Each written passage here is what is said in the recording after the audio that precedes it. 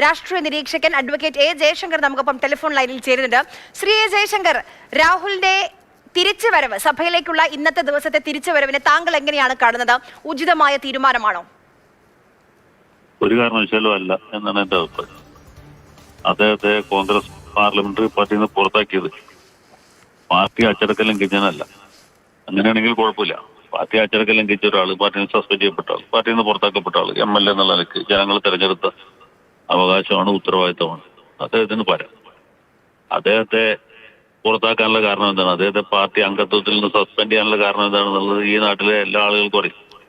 അങ്ങനെ കളങ്കിതനായ, ധാർമ്മികമായ അപഭ്രംശം സംഭവിച്ച ഒരാള് യാതൊരു നാണവും ഇല്ലാതെ ഉളുപ്പില്ലാതെ നിയമസഭയിൽ നെഞ്ചു വിരിച്ച് കയറി വന്നെന്ന് പറഞ്ഞാൽ അതിൽ കോൺഗ്രസ്സുകാർ മാത്രമല്ല, കേരളത്തിലെ എല്ലാ ആളുകളും ലജ്ജിക്കണം എന്നാണ് എനിക്ക് തോന്നുന്നത്. അല്ല, ഇതിൽ ഒരു കാര്യം കൂടിയുണ്ട് ശ്രീ എ ജയശങ്കർ. ഇപ്പൊ VD സതീശന്റെ വാക്കുകളോട് ഹൂ കെയർസ് എന്ന് പറഞ്ഞുകൊണ്ടുകൂടിയല്ലേ രാഹുലിന്റെ ഈ തിരിച്ചുവരവ് സഭയിലേക്ക്? തീർച്ചയായിട്ടും, യാതൊരു സംശയവുമില്ല. ഈ പത്തനംതിട്ടക്കാരനായ രാഹുൽ മാങ്കൂട്ടത്തിനെ പാലക്കാട്ട് കൊണ്ടുപോയി നിർത്തി ജയിപ്പിച്ചത് സതീശനാണല്ലോ. അപ്പൊ അദ്ദേഹത്തിന് ഉചിതമായ ഒരു പാരിതോഷികമാണ് ഇപ്പൊ രാഹുൽ കൊടുത്തിട്ടുള്ളത്. ഇനി മേലെങ്കിൽ സ്ഥാനാർത്ഥികളെ നിശ്ചയിക്കുമ്പോഴും തെരഞ്ഞെടുപ്പ് പൂർവ്വചരണം സംഘടിപ്പിക്കുമ്പോഴും ഒക്കെ പ്രതിപക്ഷ നേതാവ് ഈ കാര്യം ഓർക്കും എന്നാണ് ഞാൻ വിചാരിക്കുന്നത്. ഇപ്പം ഭരണപക്ഷത്തെ സംബന്ധിച്ച് നോക്കൂ, ഈ നിയമസഭാ സമ്മേളനം ഈ പോലീസിന്റെ ക്രൂരതകൾ, കസ്റ്റഡി മർദ്ദനങ്ങൾ, അങ്ങനെ എത്രയോ വിഷയങ്ങൾ പ്രതിപക്ഷത്തിന് ഉയർത്താനുള്ള സഭാ സമ്മേളനമാണ്. പക്ഷെ അതെല്ലാം രാഹുൽ മാങ്കൂട്ടത്തിൽ എന്ന ഒറ്റ വിഷയത്തിലേക്ക് ഒരുപക്ഷെ ചുരുങ്ങിപ്പോയേക്കാം. ഭരണപക്ഷത്തെ സംബന്ധിച്ച് എന്തൊരു നല്ല ആയുധമാണ് കിട്ടിയിരിക്കുന്നത്. അല്ല, ഭരണപക്ഷവും പ്രതിപക്ഷവും എന്നുള്ളതല്ല. ഭരണപക്ഷത്തിരിക്കുന്നതിൽ ഇതിലും വഷളന്മാരായ ആളുകളുണ്ട്. നമ്മളിപ്പോ അതിനെക്കുറിച്ചല്ല പറയും. പക്ഷെ പ്രതിപക്ഷത്തെ സംബന്ധിച്ചിടത്തോളം അവരുടെ ധാർമ്മിക അടിത്തറക്കേറ്റ വലിയൊരു വിള്ളലാണ് ഇദ്ദേഹത്തിന്റെ പേരിലുണ്ടായ ആരോപണങ്ങളും അദ്ദേഹത്തെ പാർട്ടിയിൽ നിന്ന് പുറത്താക്കി. അപ്പൊ അദ്ദേഹം അതിന്റെ ഗൗരവം ഉൾക്കൊണ്ട് സഭയിൽ വരാതിരുന്നെങ്കിൽ അത് പ്രതിപക്ഷത്തിന് ഒന്നുകൂടി ആ ഒരു മൊറൽ ബൂസ്റ്റർ ആകുവാൻ. ഇപ്പൊ സംഭവിച്ചത് മറിച്ച, അദ്ദേഹത്തെ പാർട്ടി അംഗത്വത്തിൽ നിന്ന് സസ്പെൻഡ് ചെയ്തു, നിയമസഭാ കക്ഷിയിൽ നിന്ന് പുറത്താക്കും. അങ്ങനെ പുറത്താക്കപ്പെട്ട ആൾ പാർട്ടിയിലെ ഒരു വിഭാഗം നേതാക്കന്മാരുടെ ആശീർവാദത്തോടും ഒത്താശയോടും കൂടി സഭയിൽ വന്നിരുന്ന് ഇതേ പ്രതിപക്ഷത്തെ തന്നെ കൊഞ്ഞനം കാണിക്കുന്ന സംഭവങ്ങൾ ഇപ്പൊ നടക്കുന്നു. അദ്ദേഹത്തെ സാങ്കേതികമായി പുറത്താക്കി, അല്ലെങ്കിൽ വേറെ ബ്ലോക്കായിട്ടിരിക്കുന്നു എന്നൊക്കെ പറയണമെങ്കിൽ അദ്ദേഹം എങ്ങനെയാണ് അവിടെ എത്തിയത് എന്ന ചോദ്യമുണ്ടല്ലോ.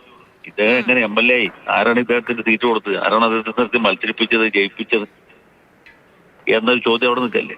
അപ്പൊ അങ്ങനെ നിൽക്കുമ്പോൾ അത് പ്രതിപക്ഷം ഇന്ന് ഉയർത്തുന്ന എല്ലാ വിഷയങ്ങളുടെയും ഒരു ധാർമ്മികത, അല്ലെങ്കിൽ വിഷയം ഉന്നയിക്കാനുള്ള പ്രതിപക്ഷത്തിന്റെ അവകാശത്തെ തന്നെ ചോദ്യം ചെയ്യുന്ന രീതിയിലായി. അതല്ല, പാർട്ടിയിൽ നിന്ന് ഒരു വിഭാഗം നേതാക്കൾ ഇയാൾക്ക് സർവ്വവിധത്തിലുള്ള പ്രോത്സാഹനങ്ങൾ കൊടുക്കുകയാണ്. അതായത് മോൻ ചത്താലും കുഴപ്പമില്ല, മരുമകളുടെ കണ്ണീര് കാണണം എന്നുള്ള ചില അമ്മായി അമ്മമാരുടെ പഴയ കാലത്തെ മനസ്സിലാണ് ഈ നേതാക്കന്മാരെ ഭരിക്കുന്നത് എന്നുള്ള കാര്യത്തിൽ എനിക്ക് യാതൊരു സംശയമില്ല. ഒരു കാര്യം കൂടി ചോദിച്ചോളൂ ശ്രീ ജയശങ്കർ. KM മാണിക്കെതിരെ സഭയിൽ വലിയ പ്രതിഷേധം, വലിയ രീതിയിൽ കയ്യേറ്റത്തിലേക്കൊക്കെ കാര്യങ്ങൾ പോയപ്പോൾ അന്നത്തെ UDF MLA മാർ നിരന്നു നിന്നൊരു പ്രതിരോധ കവചമൊക്കെ തീർത്തിരുന്നു. നാളെ ആ രീതിയിലേക്ക് പോയാൽ കോൺഗ്രസിന് എന്തെങ്കിലും ചെയ്യാൻ കഴിയുമോ രാഹുലിന് വേണ്ടി? കോൺഗ്രസ്സുകാർ എന്ത് ചെയ്യുന്നുള്ളതിനെ പറ്റി ഒരു പ്രവചനം നടത്താൻ ഞാൻ തയ്യാറല്ല. പക്ഷേ CPM-കാർ ഒരു കാരണവശാലും രാഹുൽ മാങ്കൂട്ടത്തെ ഒരു തരത്തിൽ ഉപദ്രവിക്കും, അദ്ദേഹത്തെ തടയുകയോ ചെയ്യില്ല. കാരണം അദ്ദേഹം അവിടെ വന്നിരിക്കേണ്ട അവരുടെ ആവശ്യം.